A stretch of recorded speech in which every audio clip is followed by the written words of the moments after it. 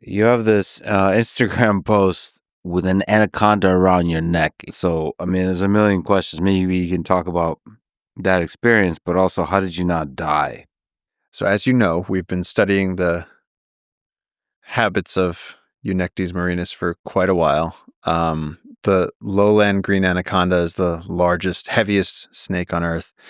And I've been practicing a lot for a long time. And this is the biggest one we've ever physically caught. This was just under 20 feet. It was 19 feet something. And you can see she's in the middle of shedding. And the other interesting thing with her is that she had blue eyes because she was in the middle of shedding, and the scale over their eyes turns blue right before it comes off of their head. And so I've never caught a blue-eyed anaconda before, but if you look at the size of my head and the size of my hands, you start to imagine that thing's head is bigger than a Great Dane's. It's huge. And so the power on that, when we tried to lift her to measure her, we wanted to bring her up out of the stream and get her over to the side so we can straighten her out and measure her. And again, we're just trying to take some simple data points and then release her. And she, at one point, she just decided to flex her body, and you just see 10 people fly this way. And then she flexed in the other way and 10 people fly this way. And every time that mouth would open, she would just open the mouth and try to, she'd just reach back and she'd just be like, just let me do it. And you know that if she gets purchase, once they get purchase, they wrap you so quick and they'll crush the life out of you like you're a bag of chips. And if you ever seen a mouse in a mousetrap, when the mousetrap goes down and the eyes come out, and when snakes, anybody that's owned snakes and fed them mice knows this, that sometimes if they catch it right, the guts will either come out the back end or the front end. So I'd imagine that the same thing will happen with a snake, it's that big. That's bigger than I am around. So they have a process when you say purchase it, they want to bite, just to hold, and then they so. But again, she all she wants is to be let go. To her defense, this massive snake, we named her Millie for the data entry. She just wanted to go on her way down the stream. The comments on this are hysterical. People are, this is the worst example of white people shit I've ever seen. I mean, Snoop Dogg shared it. One guy goes, he goes, congratulations, you've touched enough grass. Go back inside. Yeah, somebody said interesting use of free will.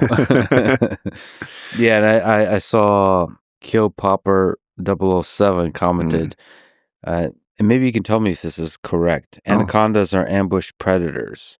If you approach them, they will usually try to flee and will not register you as food. There's other reasons too. This is in response of how did Paul possibly not die from this? There's other reasons too, but this is the main reason. They're pretty much apex at that size, so their fear isn't as prominent. He was calm, so the snake was calm.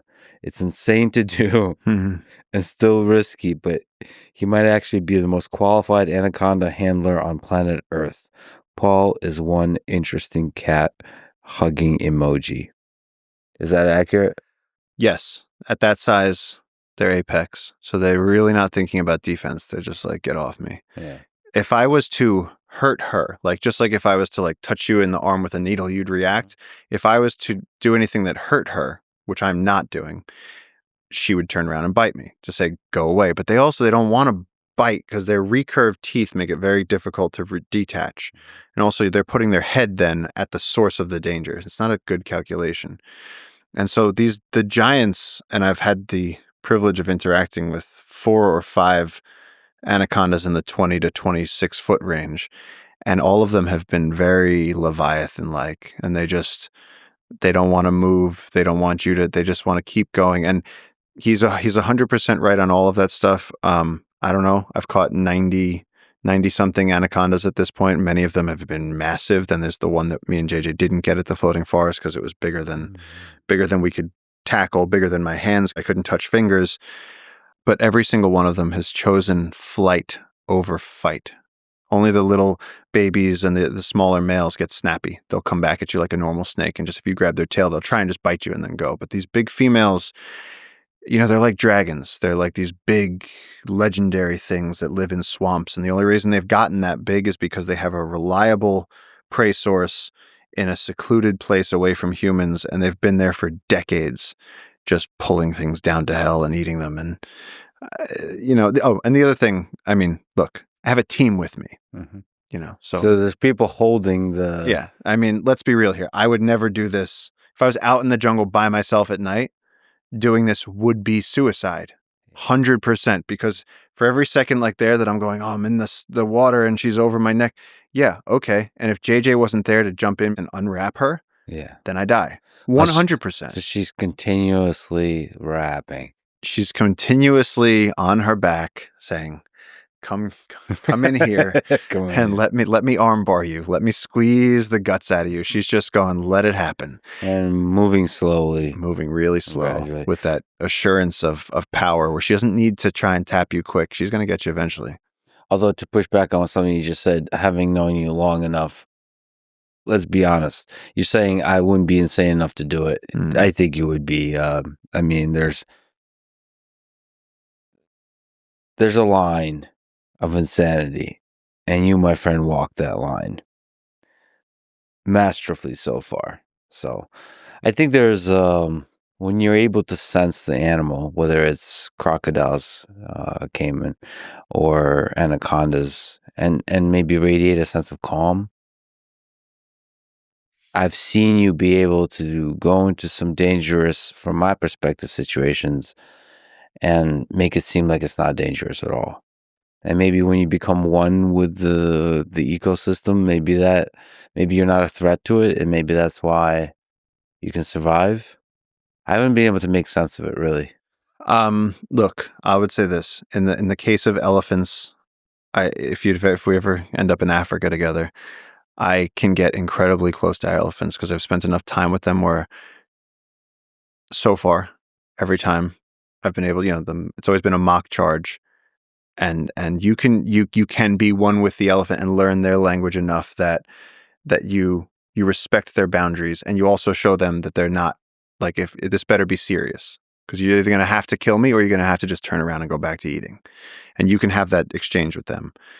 And with smaller snakes, I'll be careful and whatever else. I can tell you with this that when you have both your hands around an anaconda's neck, I have been known to surprise myself with the decisions I make, but this alone would lead to death, 100%.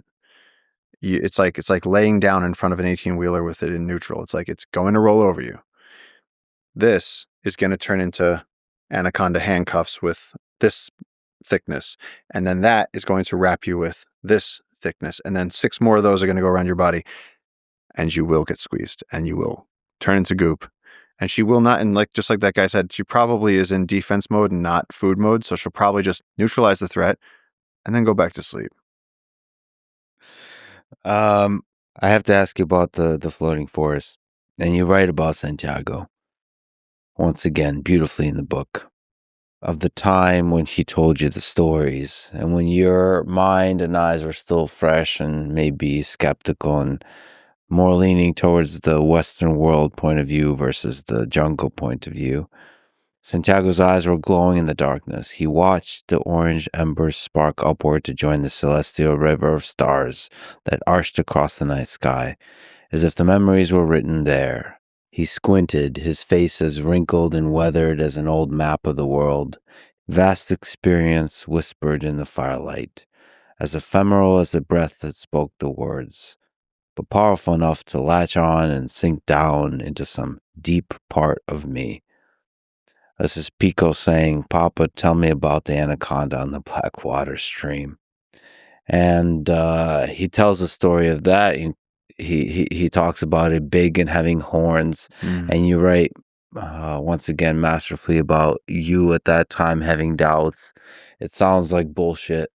But now more and more of the things you've seen of the jungle and the things you sense you have not seen yet, all of those stories seem to be true. The one he was referring to may be 36 feet long, this big, he shows it. He says that the floating forest is the place you need to go, gringo, if you want to be liberated of your doubts and skepticism. So tell me about the anacondas you've encountered in the floating forest. Well, the thing he's describing there is that he's saying they found an anaconda that had horns. Yeah. And in that moment, we were all hanging out by the side of the river, and I I said, that's enough. I stood up. I was like, come on. I was like, there's no anaconda that has horns. And if I've learned anything in 20 years of living with the indigenous people in the Amazon, it's that they're not wrong. You know, if they say there's a tribe of naked people with arrows out there, they're right. They're right. And they know what an anaconda looks like. So if he says he saw an anaconda with horns, he saw something that ain't a normal anaconda. And a smaller version of this played out recently, where one of the people that works at the treehouse, he came and he said, I found a snake and it was in the water tank, and he goes, and it had green spikes on it. And I said, there's no snake that has green spikes. I said, congratulations, you're an idiot. You know, and I made fun of him. Yeah. And I said, I know all the snake species that are here. I said, none of them have spikes. There's no snake that has spikes coming off of it. And he said, no, it had long spikes. He said, the snake is this big and it had spikes this long on it. And I said, there's no snake with spikes. Until finally he came and he got me in the night. And he goes, the snake with spikes is there. And I said, well, I'll get out of bed for that. Let's go. And I said, and I guarantee it's not going to be there when we get there. And we got to the water tank and I shined my flashlight down, and sure as shit, there's a snake in there, and it's got thousands of green spikes coming off of it. And I could see the snake head, and then the spikes are coming completely perpendicular out from its body. And for a second, I really was having this out-of-body experience, and then the snake saw us, got scared, and swam, and all of the spikes collapsed onto its body and became smooth. And then I realized snake had been living in the stagnant water for a while and developed algae that was growing off of it. And so when it was sitting still, all the algae would settle out. And so if you look straight down on it, it's a water snake that has algae growing on it. And so it does look like a snake with spikes. He's not wrong. Yeah. It was. Yeah. It was a water snake. It was some sort of helicops. Yeah.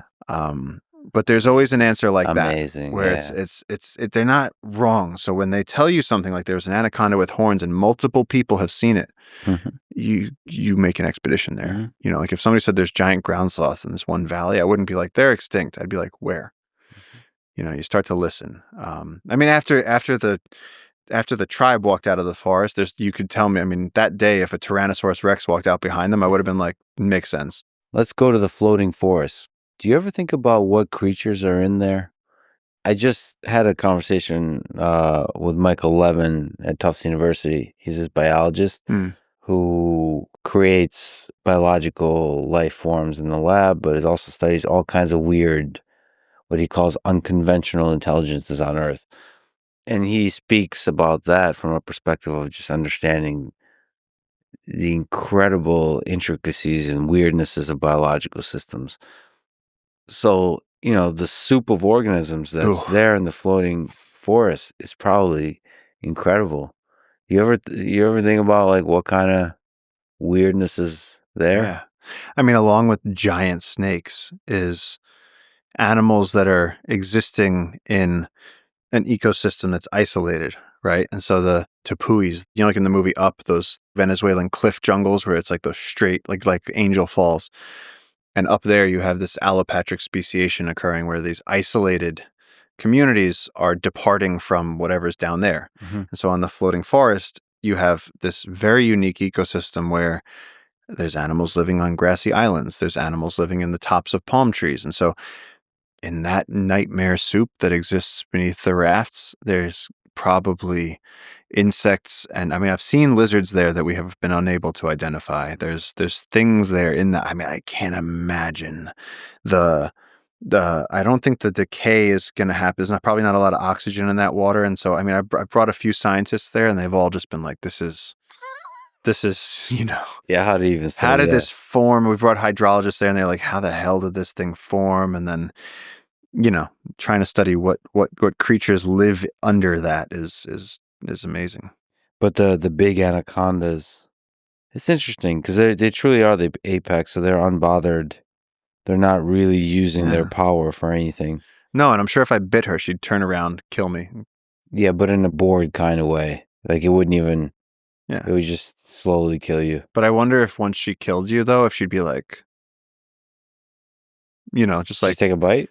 I mean, bite, they swallow, right? So like once she collapse your shoulders, it's like, you know, if you killed a perfectly good hamburger and it was like in your hands dead, you'd be like, Maybe I'll try it. I mean, they need the calories. Yeah, and then take a 6-month nap.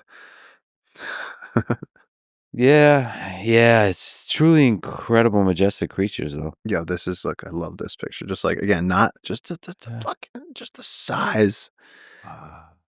Just I want you one day to feel because and again, the wild ones are not like the captain ones are soft from sitting in a cage their whole lives. These guys have been flexing every day. Yeah. So that it's like you're hitting steel cables. Yeah. It's and even if wild. it's just being chill, you can probably get a hint of the power it's capable of, right? The one good thing about those really big ones is that when they do strike, it's like being in a fight with a big fat guy. It's like that haymaker comes from way back here, and you're like, oh, good. You're like, I'm gonna duck, and you get down because they open their mouth and they're like, and they start accelerating. Yeah, and it's pretty easy to either get out of the way or get it right before it hits you in the face. Usually, again, if you ever mess that up, just like the haymaker from the big guy, it's over. Your level of knowledge and comfort with snakes is incredible. I think they sense that. I mean, I've just seen you with snakes. They must, because they must sense in you the camaraderie. I don't know. You have a way of speaking to animals and about animals like there's zero danger. When from my outsider perspective, it seems like a lot of them are full of danger if you're not communicating to them correctly. With snakes, I think it's more of the highway is dangerous. You can drive safely. I know what I'm doing. So I'm working with a snake that can't envenomate me and is small. And so I can allow it to freak out. And then if I can get it into my hands and warm it up and it goes, oh, it's nice in here. And of course, like you said, I'm not scared. And so the snake is going, they are very sensitive to that. And so he's going, okay, this isn't so bad. You can chill them out. But I don't think snakes have any camaraderie. I think that whales, monkeys, elephants, I think that they can sense. They can say, okay, this person's trying to help me get out of this net. I'm going to relax and not kill them. I think that then very much so you have that dynamic.